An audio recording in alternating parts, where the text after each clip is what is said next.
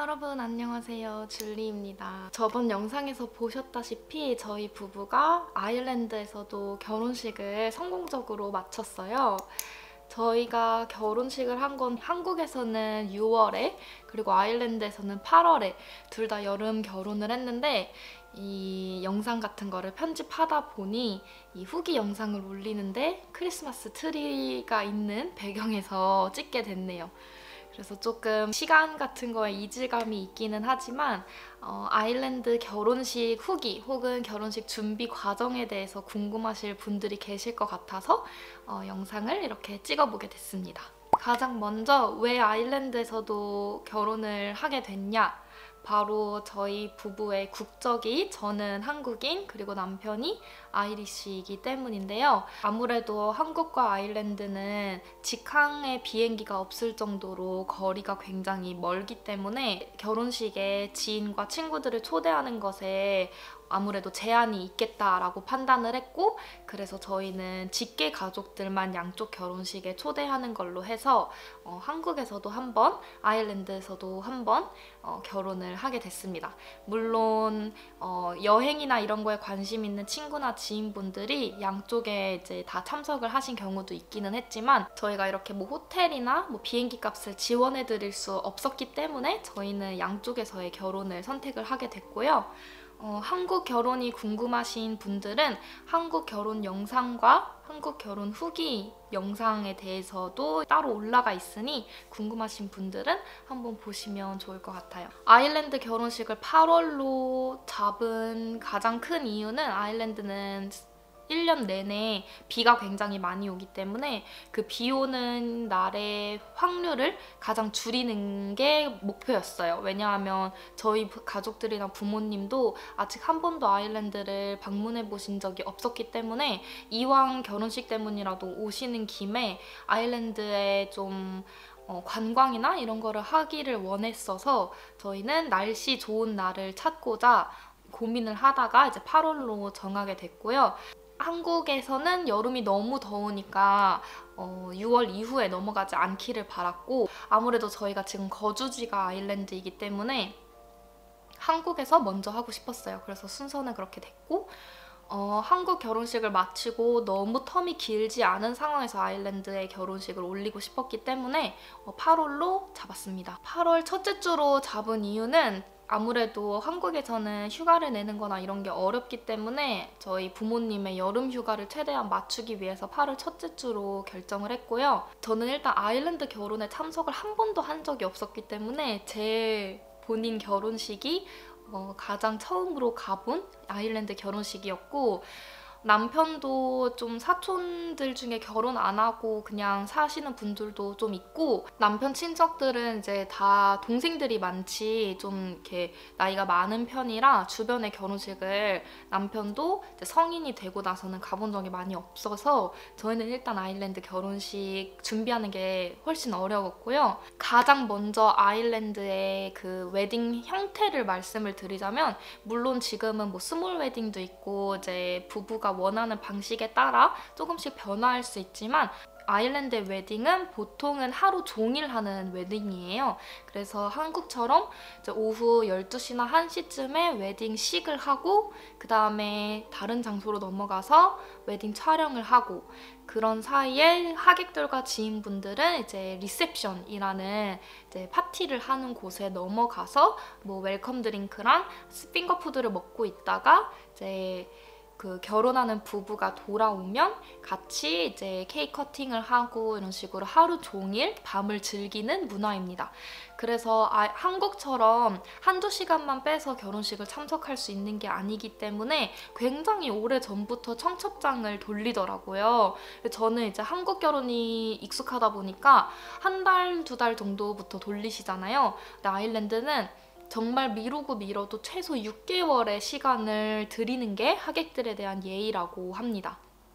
저희는 이런 게 익숙하지 않았다 보니까 시누이의 도움을 진짜 많이 받았어요. 시누이랑 시어머니. 그래서 저희 청첩장 같은 경우에는 시누이가 만들어줬는데요.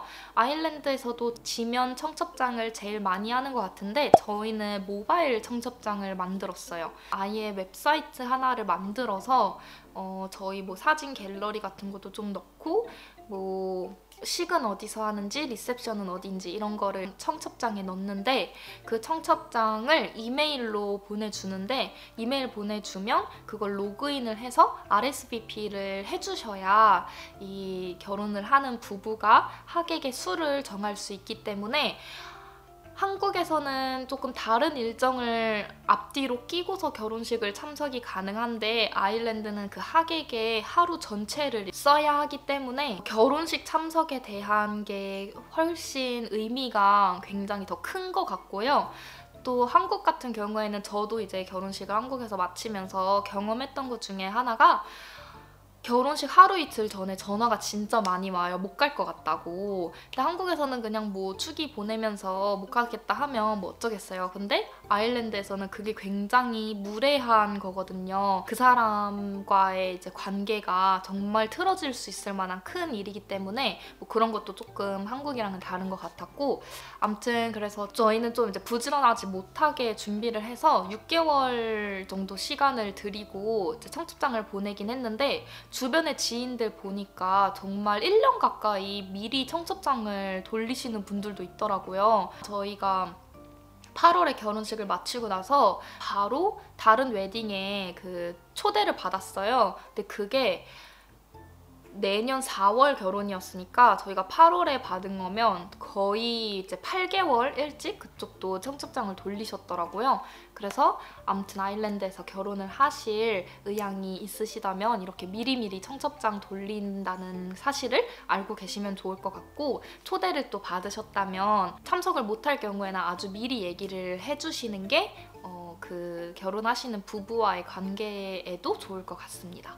그래서 준비 과정으로는 일단 그 리셉션 베뉴를 골라야 했어요. 그래서 저희가 작년 겨울, 올해 겨울쯤부터 이제 베뉴를 고르기 시작을 했는데 웨딩 베뉴로 자주 쓰이는 레스토랑이나 이런 호텔 같은 경우에는 웨딩 페어 같은 거를 종종 열더라고요. 그럼 웨딩 페어에 가면 이제 웨딩 할 때 어떤 식으로 테이블 세팅이 되는지 어떤 식으로 데코레이션을 해놓는지를 예비 부부들이 와가지고 이제 보고 눈에 맞는지 결정해서 그 베뉴에 예약을 하는 거예요.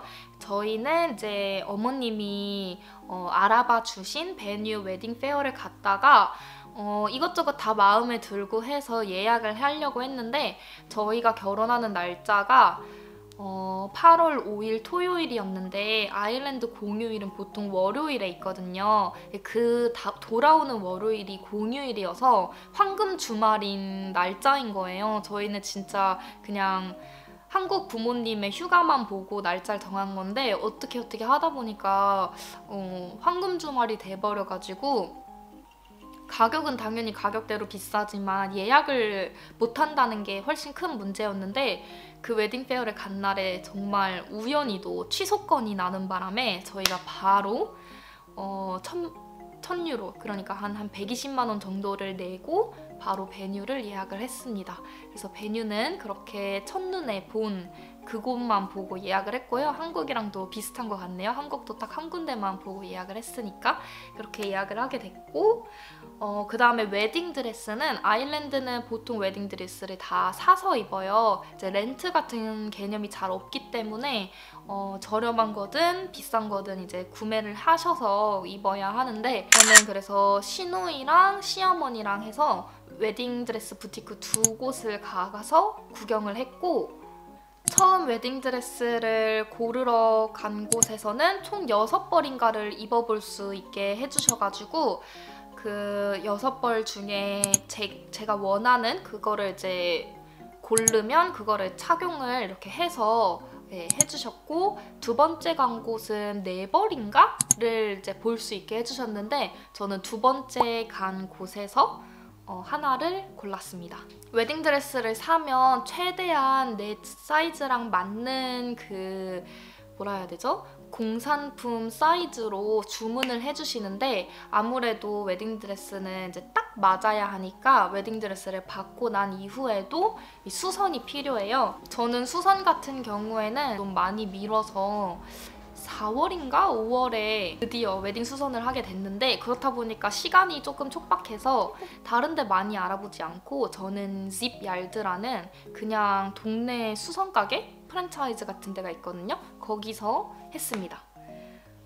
그리고 아일랜드에서 웨딩을 하면 그 들러리 같은 거를 세워요. 신부 쪽도 그렇고 신랑 쪽도 그렇고. 그래서 신랑 같은 경우에는 베스트맨이라는 이제 들러리 중에서도 가장이 되는 그런 사람이 있고, 그 다음에 그룸스맨 해서 이렇게 두세 명, 세네 명 이렇게 세우는 편이고, 여자 쪽, 신부 쪽은 메이드 오브 어너라고 해서 들러리들 중에서도 이제 가장 되는 사람이 하나 있고, 브라이즈메이드 이렇게 해서 또 이제 들러리들이 있는데 보통은 그 수를 맞춘다고 하더라고요. 남편 쪽이랑 부인 쪽이랑.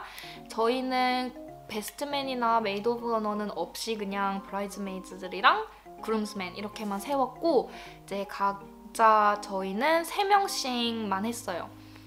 남편 쪽은 사실 2명이었는데 이제 사진 같은 거 찍을 때는 저희 남동생까지 껴가지고 3명 짝수를 맞췄고, 저는 이제 브라이드메이드를 저의 여동생, 제 신우, 그리고 아일랜드까지 날아와준 제 사촌동생 이렇게 해서 3명을 세웠는데요.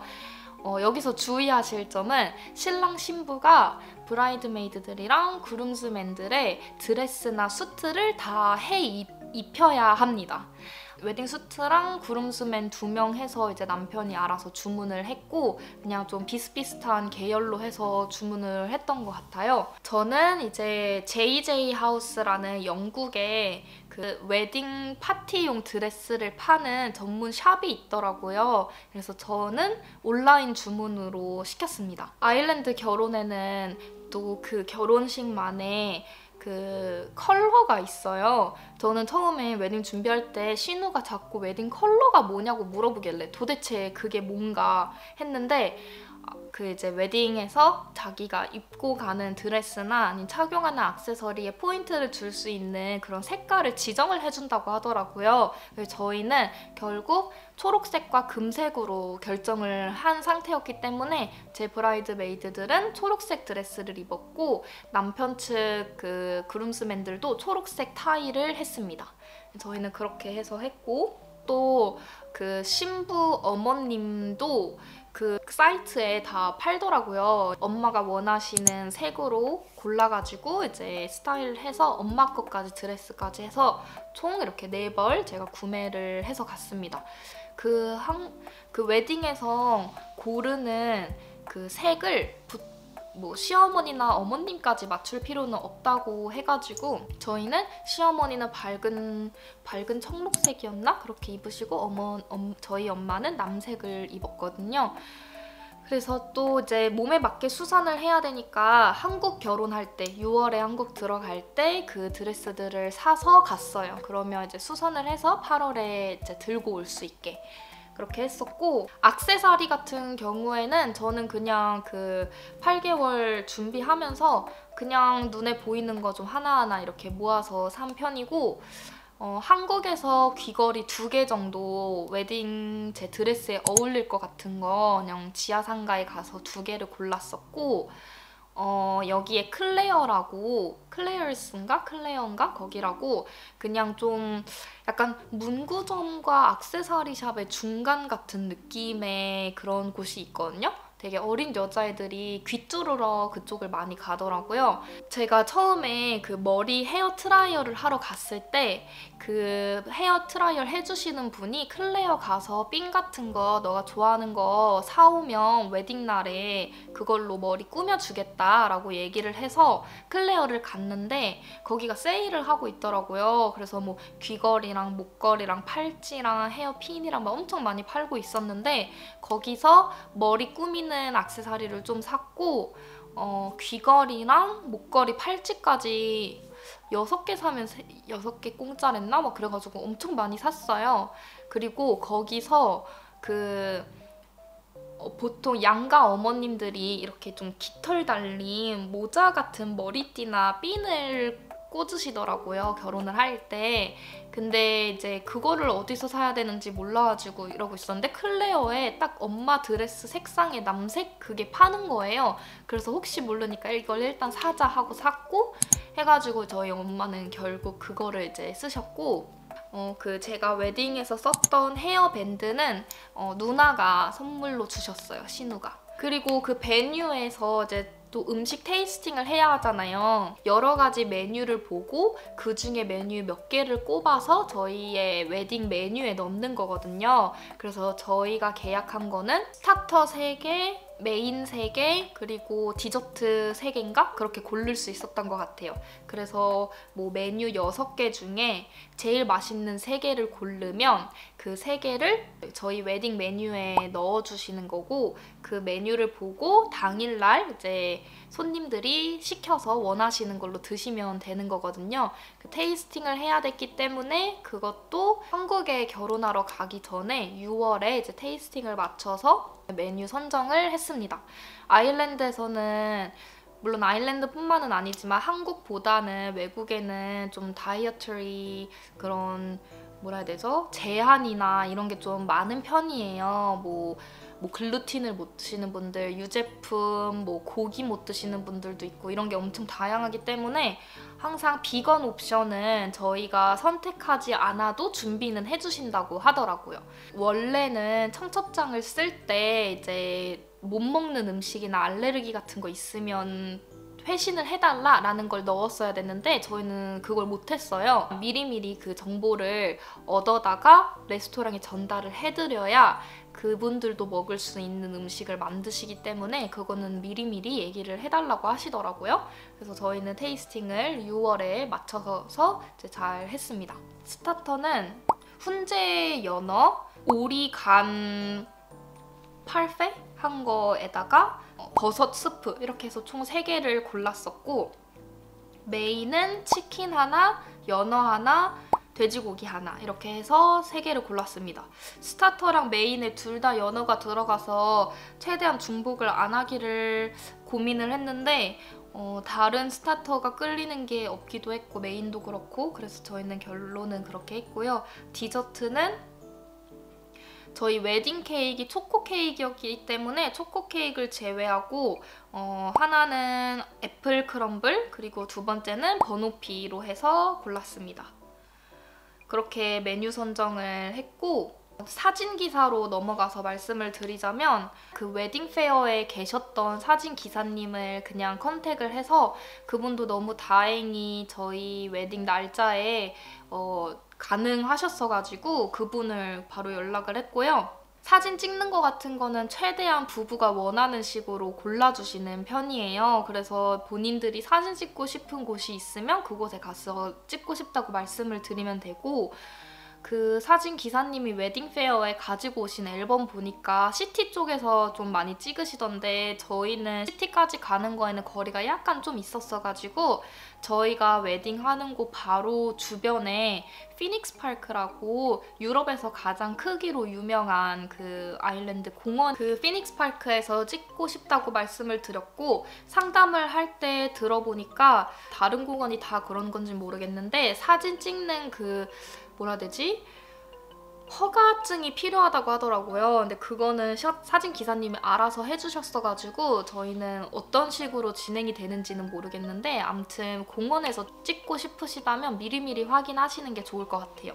시간 여유를 좀 두시고. 그리고 사진 기사님 별로 또 이런 게 다를 수도 있겠지만 저희가 컨택했던 사진 기사님은 옵션이 좀 여러 개 있었어요. 그래서 가장 싼 옵션이 식이랑 케이크 커팅식까지만 찍는 게 있었고, 그거보다 조금 더 비싼 게 준비 과정부터 해서 케이크 커팅식까지 찍는 거, 그 다음에 더 비싼 게 준비 과정부터 퍼스트 댄스까지인가? 찍는 게 있었고, 아일랜드 결혼식에서는 이제 부부가 밥을 다 먹고 나서 퍼스트 댄스라고 해서 둘만한테 의미 깊은 곡을 선정해서 하객들이 보는 앞에서 이제 아름다운 춤을 추는 그런 게 있어요.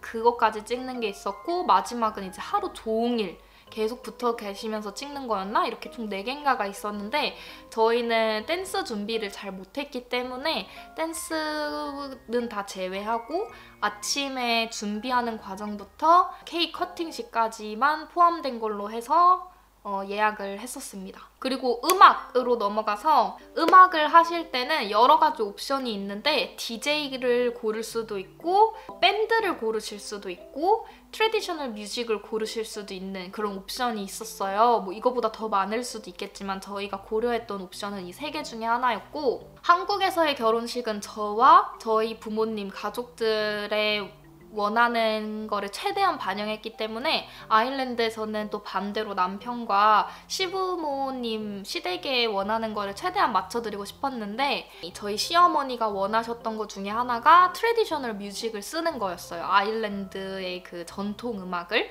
그래서 저희가 결정한 거는 아이리시 트래디셔널 뮤직 밴드가 저희 식 입장할 때 연주를 하고 그 다음에 저희가 사진을 찍으러 이동하는 동안 하객들은 이제 그 웰컴 드링크 마시면서 베뉴에 먼저 가 있잖아요. 그때도 심심하지 않게 연주해주는 거. 이렇게 해서 트래디셔널 뮤직을 그렇게 쓰고 그 다음에는 DJ를 써서 이제 밥 먹고 나서부터나 이런 노는 거에는 그 DJ가 해주시기로 했어요.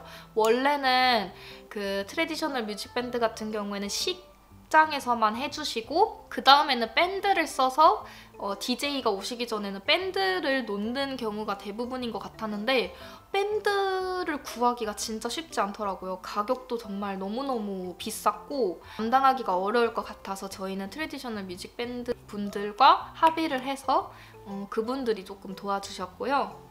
DJ 같은 경우에는 웨딩페어에 있으셨던 분을 바로 섭외를 해서 썼었고 트래디셔널 뮤직 밴드는 웨딩페어에 계셨던 분들이 시간이 안 되셔가지고 저희가 따로 구했어야 했는데 제가 일하는 직장에 제가 관리하는 팀 멤버 중에 이제 그 음악을 좋아하시는 분이 있는데 그분이 스튜디오를 같이 쓰시는 그런 트래디셔널 뮤직 밴드가 있대요. 그래서 그분의 연락처를 줘가지고 연락을 해봐서 그분의 음악 스타일도 좋고 다 했는데 그분이 8월에 이제 여행 일정이 잡히신 게 저희 그 결혼 날짜랑 겹치는 바람에 그분이랑 못하게 됐어요. 그래서 그 소개받으신 분이 또 다른 분을 소개를 시켜주셔가지고 그분이랑 너무 다행히 일정이랑 이런 게 다 맞아가지고 그분이랑 하게 됐는데 그분이랑 또 다른 악기 하시는 분 한 분 이렇게 해가지고 2인조로 된 밴드였거든요. 그래서 그분들이 저희 웨딩에서 연주를 해주셨습니다. 그 웨딩에서 그 신부 입장곡 같은 거에서 제일 유명한 곡 같은 거 3곡인가 추려서 주셨는데 3곡 들어보고 가장 마음에 드는 곡으로 제가 골랐고요. 저희는 또 카톨릭 결혼식이었기 때문에 교회에서 결혼을 했잖아요. 그래서 MR이나 이런 거를 틀 수 없었기 때문에 그분들이 이제 연주를 해주실 때 입장을 하면서 했습니다. 퇴장할 때도 제 기억으로는 연주를 해주셨던 것 같고 그렇게 했고 또 한국에서는 저희가 이런저런 이유로 웨딩카를 쓰지 않았어요. 근데 여기서는 이제 웨딩카를 하기로 해서 이제 웨딩카를 알아봤는데 저희가 웨딩카도 되게 늦게 예약을 한 편이라서 계속 연락하는 데마다 저희 날짜랑은 일정이 안 맞는다 등등 이제 구하는데 어려움이 있었는데 헐포널 웨딩카스라는 곳에서 이제 마음에 드는 차를 발견을 해서 그 웨딩카를 진행을 하게 됐고요. 웨딩카 그 빌리는 사이트마다 규정이 좀 다르긴 한데 어떤 곳들은 이제 30분마다 1시간마다 이제 돈을 받는 경우도 있고 저희는 이제 그 하루 종일 빌리는 값으로 정해진 곳이었더라고요. 그 곳이 그래서 저희는 이제 그렇게 했고 1954년 R타입 벤틀리라는 그 차였는데 빨간색이 있었고 회색이 있었는데 저희는 좀 잿빛 회색으로 선택을 해서 그 차를 했습니다. 진짜 늦게 한 거에 비해서 너무 좋은 조건으로 받게 돼가지고 너무 운이 좋았던 웨딩카 선정이고 웨딩카를 하게 되면 한번 보러 갈 수 있는 것도 있었어요. 저희가 이제 예약을 하고 나서 디파짓을 내고 실제로도 예쁜지 보러 갈 수 있는 옵션도 제공을 해주셨는데 저희는 이제 늦게 한 편이라 준비할 것도 많고 정신이 없어서 보러 가진 못했고, 또 그 예약을 하면 커플한테 샴페인을 제공해 준다고 하더라고요. 근데 실제로 웨딩 끝나고 촬영하러 가는 길에 그 샴페인 제공이 있었습니다. 그 웨딩카를 주문을 하면 그 웨딩카 업체에서 기사님을 따로 또 이렇게 고용을 하시는 것 같았어요. 그래서 그 웨딩카 업체랑 기사님 업체는 좀 다른 업체였는데, 기사님도 너무 말하시는 거 좋아하시고 너무 친근하신 분이 오셨고 매너도 너무 좋으셔가지고 정말 기분 좋은 그런 웨딩 날을 만끽할 수 있었고요. 아무래도 1950년대 차다 보니까 진짜 흔히 볼 수 없는 차고, 또 웨딩카로 이렇게 막 리본 같은 거 막 다 달고 있으니까 사람들이 웨딩카인 거를 다 한 번에 알잖아요. 그리고 차가 엄청 낡았다 보니까 고속주행을 하지 못해요. 그래서 진짜 천천히 가거든요. 그래서 지나가는 사람들이 다 막 박수 쳐주고, 뭐 다른 운전하시는 차량분들도 막 빵빵거리면서 축하해주시고 이러는데, 그런 경험도 되게 재밌고 좋았는데 그 기사님이 그거를 너무 좋아하시는 거예요. 그래서 막 누가 빵빵하면 자기도 너무 좋아가지고 막 빵빵하고 이거 너네를 위한 거야 이러면서 막 너무 신나해 주셔가지고 너무 기분이 좋았고, 그 기사님도 저희 사진을 진짜 많이 찍어주셨어요. 그 사진을 저희한테 주신 건 아니지만 저희 모습이 예뻐 보였는지 저희랑 차 이렇게 해가지고 엄청 사진을 많이 찍어 가시더라고요.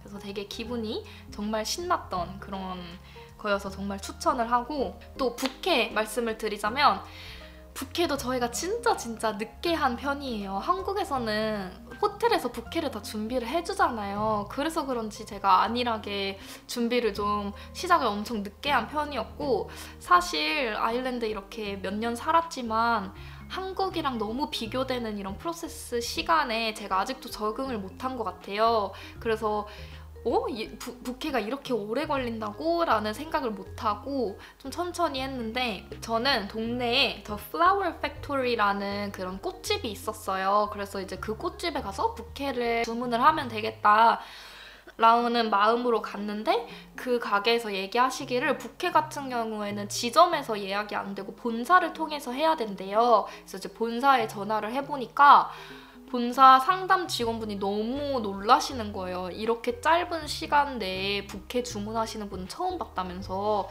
한 2주 시간이 있었나? 원래는 부케를 주문을 하면 제가 본사 사무실에 가서 면접을 해야 된대요. 뭐 그 사람들이 제 체형도 봐야 되고 스타일도 봐야 되고 뭐 어쩌고 한대요. 그래서 2주 시간이 부족한 거라 자기가 담당자랑 연락을 해봐야 이 시간에 맞춰줄 수 있는지를 결정을 할 수 있대요. 그래가지고 어떡하지 하고 기다리고 있었는데 어찌저찌 그냥 화상통화로 면접을 대체하는 걸로 해서 시간을 맞춰주시겠대요. 그래가지고 그럼 너무 다행이다, 그렇게 해주세요 하고 사전 면접을 했는데, 사전 면접을 할 때 내가 원하는 꽃이 있는지, 내가 원하는 그런 색감의 조화가 있는지, 원하는 스타일이 있는지를 일단 물어보셨고, 제가 한국에서 브라이덜 샤워를 했을 때 그 동생들이 준비해준 그 부케가 진짜 예뻤거든요. 제가 브라이덜 샤워, 여러 번의 웨딩 촬영, 또 2번의 웨딩, 뭐 햄파티까지 다 해봤지만 그 중에 봤던 제일 예쁜 부케가 그 부케였어요. 그래서 제가 그 부케 사진을 보여드리면서 이런 식으로 하고 싶다라고 말씀을 드렸는데, 그게 약간 좀 파란 풀잎 같은 게 좀 뾰족뾰족 이렇게 나온 그런 거였거든요.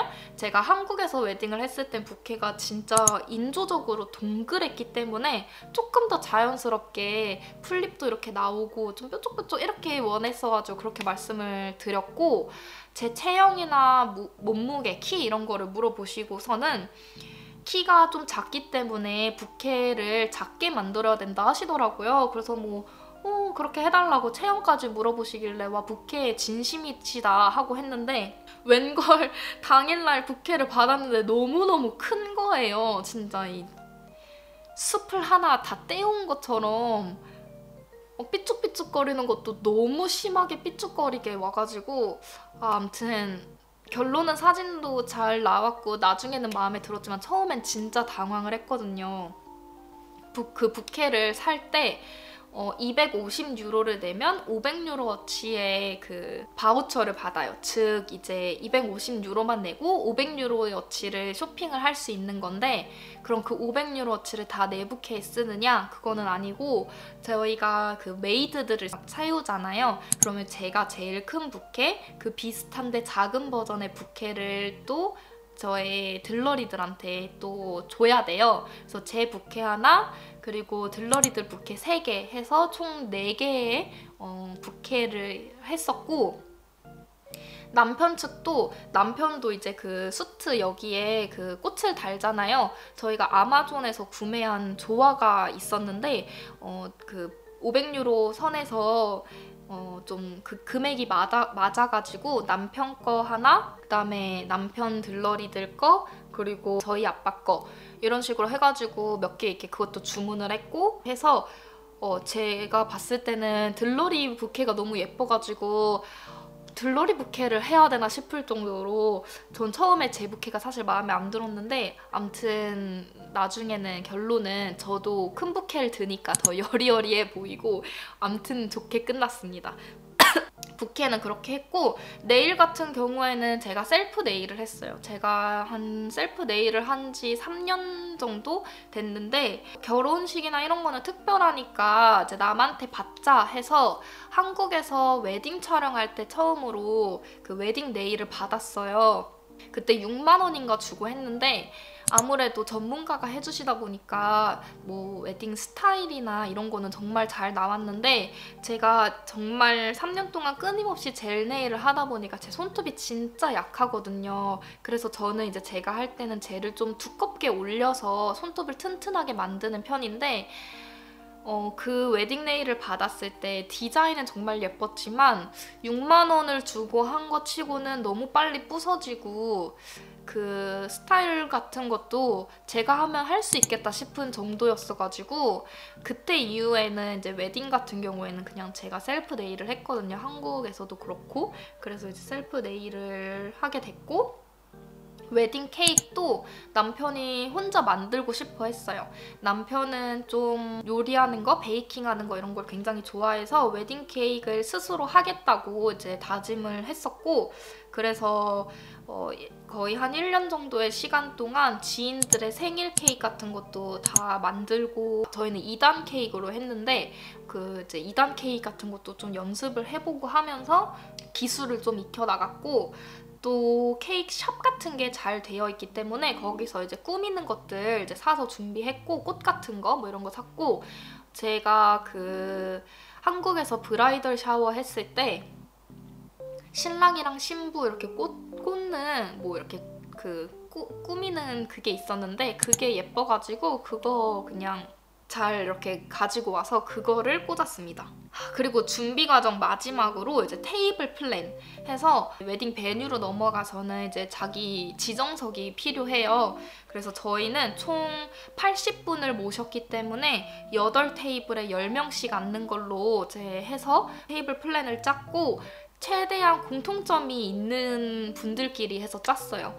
그래서 첫 테이블, 저희를 포함한 첫 테이블은 직계 가족들로 짜져 있고, 그 바로 옆에가 이제 뭐 할머니, 할아버지, 사촌 친척들, 그 다음에 뭐 동료들, 친구들, 뭐 친척들 이런 식으로 해서 했고요. 저희는 아이 없는 결혼식을 했기 때문에 만 18세 이상만 초대를 했습니다. 아까 말씀드린 대로 남편의 친척분들이 남편보다 어리기 때문에 그분들을, 안 그래도 이제 양쪽에서 결혼식을 하느라 예산이 많이 나가는 상태에서 어린 분들까지 다 초대하기에는 너무 부담이 돼서 저희는 만 18세 이상을 조건으로 걸었고, 저희 양쪽에 남동생들이 아직 미성년자라서 동생들만 빼고는 다 이제 성인들이 왔어요. 그래서 저희는 총 80명을 초대를 했습니다.